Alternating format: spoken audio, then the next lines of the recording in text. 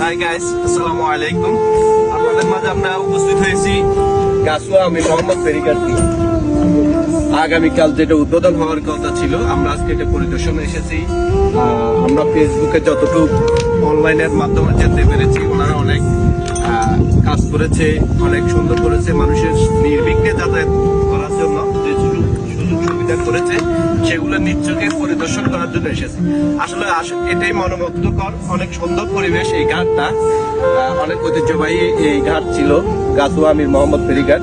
তো ওনাদের মাধ্যমে আমরা আশা করতেছি যে পুরনো জৌলস ফিরে পাবে ইনশাল্লাহ। আর আপনাদের সহযোগিতা একান্তই কাম্য, কারণ আপনারা যদি পদচারণা না করেন এদিক দিয়ে, তাহলে এই ঘাট তার প্রাণ হারাবে। আমরা চাই এই ঘাটটা প্রাণ ফিরে পাক। একমুখী হওয়া থেকে আমরা বিরত থাকি। সন্দ্বীপের অন্যান্য ঘাটগুলোর থেকে আমরা সুবিধা দিয়ে যাতায়াত করে একটা ঘাটের উপর নির্ভর না করে সব ঘাটগুলোকে আমরা সচল করার দায়িত্ব আমাদের।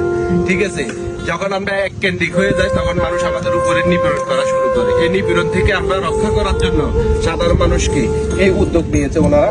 তো এটার জন্য আমাদের সার্বিক সহযোগিতার প্রয়োজন আপনাদের।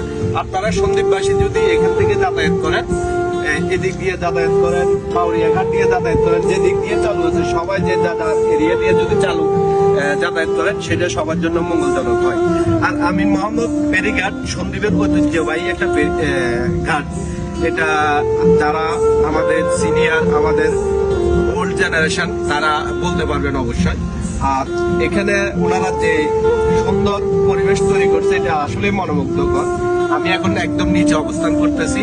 এখানে শক্ত মাটি, আপনারা যদি জোয়ারও না থাকে, শক্ত মাটি বেয়ে কাদা ছাড়া, কাদাবিহীন নির্বিঘ্নে চলাচল করে উঠতে পারবেন, যাতায়াত করতে পারবেন। আর জোয়ার থাকলে একদম সোজা আপনারা সুইচ গেট থেকে উঠতে পারবেন এবং যেতে পারবেন বাঁশবাড়িয়া। তো আপনারা সবাই আমাদেরকে সহযোগিতা করবেন, আমরাও আপনাদের পাশে থাকবো, আপনারাও আমাদের পাশে থাকিয়েন। আসসালামু আলাইকুম। পরের রোডটা আমরা কিছুক্ষণ পরে আপনাদেরকে দেখাবো ইনশাআল্লাহ।